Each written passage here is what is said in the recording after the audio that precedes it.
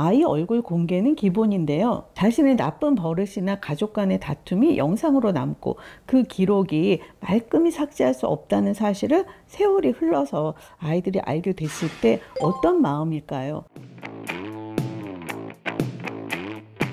선생님, 어제 뭐 보셨어요? MBN 한 번쯤 이혼할 결심, 이혜정 고민아 씨 부부야 뭐 쇼인지 뭔지 17년째 도돌이표 반복 중이니까 그러던가 말던가 하는데요. 정대세 씨네는 파일럿 프로그램에 출연할 당시에 아이들에게 굳이 부모의 이혼을 경험하게 할 필요가 있느냐, 아무리 가상이혼이라 할지라도 아동학대가 아니냐 이런 얘기까지 나왔습니다. 그런데 자제를 하기는커녕 설정이 오히려 더 심해졌더라고요. 파일럿 때는 언급조차 없었던 고부 갈등이 이번에 추가된 거예요. 시어머니에게 당한 게 많았다는 명서연 씨는 시댁과 절연을 원하고 한국으로 와서 처가살이라고 있는 정대세 씨는 아내의 그와 같은 요구를 감수하기가 어렵나 봐요. 피 터지는 갈등이 예고되죠. 문제는 아이들의 얼굴이 공개된다는 거예요. 누가 봐도 부모의 이혼을 예민하게 받아들일 나이입니다. 아무리 가상이혼이라 할지라도 부모의 감정 다툼만큼은 엄연한 현실이잖아요. 야구선수 최준석 씨네도 마찬가지예요. 이쪽은 최준석 씨가 사기를 당해서 많은 돈을 잃는 바람에 경제적으로 쪼들리는 상황인데요. 서로 한치의 양보도 없는 날선 설전이 매번 반복이 됩니다. 매주 이혼을 입에 올리는 상황인데 그걸 지켜보는 아이들의 마음은 어떨까요? 채널A 금쪽 같은 내 새끼에서 자녀에 대한 고민을 토로했던 한 부부가 이번엔 JTBC 이혼 숙녀 캠프에 등장했습니다.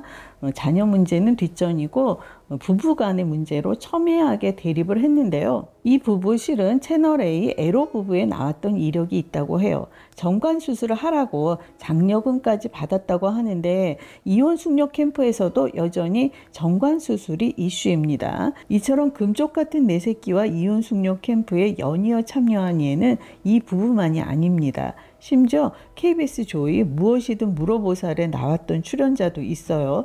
진행자 서장훈 씨가 알아보더라고요. 솔루션 프로그램의 태반이 설정이고 기획이라는 사실을 스스로 입증한 셈입니다. 부부 솔루션 프로그램이다 보니까 아이 얼굴 공개는 기본인데요. 그나마 이혼 숙녀 캠프에 나오는 아이들은 얼굴을 모자이크 처리하고 있어서 다행이기는 한데요.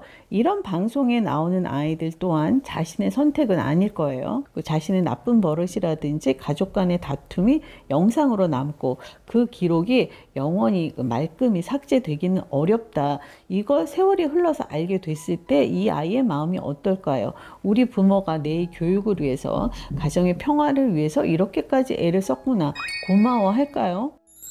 일반인 출연자의 경우 돈이 필요해서 나오는 경우가 태반이라고 들었어요.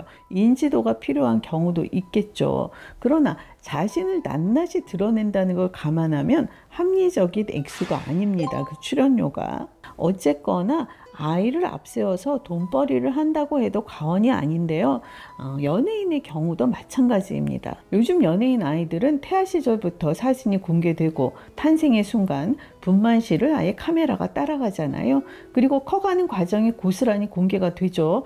앨범처럼 기록으로 남는다는 점에서는 긍정적이라고 할 수 있겠으나 여기에 설정이 가미되니까 목욕하는 장면이며 하다못해 똥 싸는 장면도 영상으로 남으니까 그게 문제죠. 다시 말하지만 이건 아이의 선택이 아니잖아요. 요즘은 임신이 더 없는 호재더라고요. 무엇보다 관찰 예능 고정자리를 꿰찰 수 있으니까 임신 소식을 여러 프로그램을 통해서 전한 바 있는 홍현희 씨, 출산 후에 남편 제이슨 씨가 슈퍼맨이 돌아왔다에 고정 출연하게 되면서 아이의 일상을 시청자와 공유하고 있습니다. TV조선 조선의 사랑꾼에서 출산 과정을 공개한 김승현 씨네도 곧 비슷한 길을 가지 싶고요. 얼마 전에 드디어 할아버지가 되었다면서 눈물바람을 한 이용식 씨네는 물론이고 채널A 신랑 수업의 심형탁 씨네도 아빠하고 나오고 해서 태아 사진을 공개한 손담비 씨 가족도 곧 글이 되지 싶네요. 가장 기막힌 건 KBS 살림하는 남자들의 최민환 씨 가족입니다.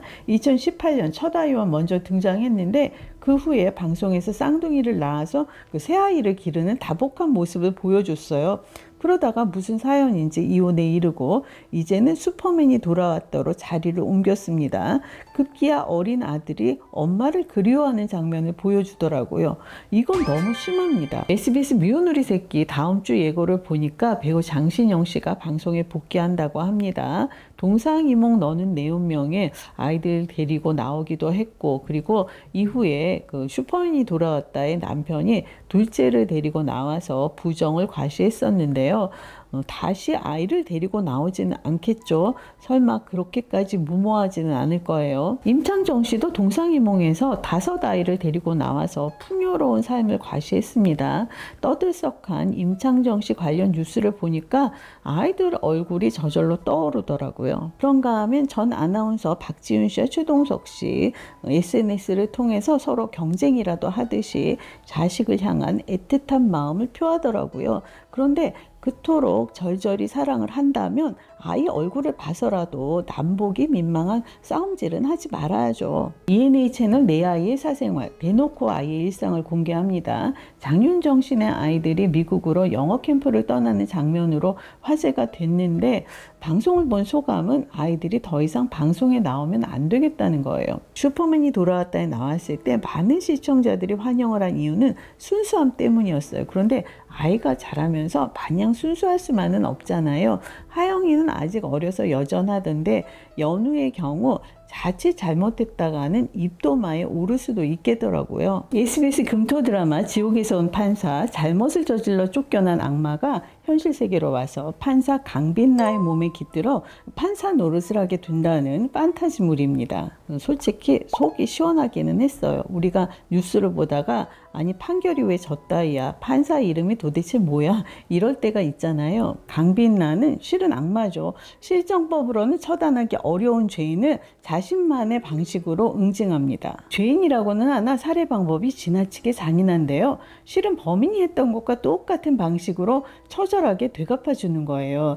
따라서 너무 심하다 싶으면서도 내심 속이 시원합니다. 2번째 에피소드까지는 그랬어요. 그런데 3번째 에피소드, 이제는 얘기가 달라집니다. 자신의 아내와 아들, 일가족을 살해한 희대의 살인마가 아들을 죽이는 장면. 이건 판타지다, 드라마다, 시청자는 감안하면서 본다지만 아버지에게 살해당하는 연기를 한 아역 배우의 심리 상태는 어떨까요? 걱정이 되더라고요. 무려 20번 이상 칼에 찔렸다는 설정이에요. 만약에 자신의 아이라면 그처럼 살려달라고 애걸복걸하는 연기를 과연 시킬 수 있을지 궁금합니다. 물론 추후에 심리상담 치료 같은 거 받기는 하겠죠. 그건 당연한 거고요. 실은 2번째 에피소드에도 아이가 등장합니다. 아버지를 새엄마가 살해했고 그걸 아이가 눈치챘는데요. 새엄마가 발설 못하게 아이를 협박하고 아이가 물을 채운 욕조 안에서 공포에 질려서 벌벌 떠는 장면이 나왔어요.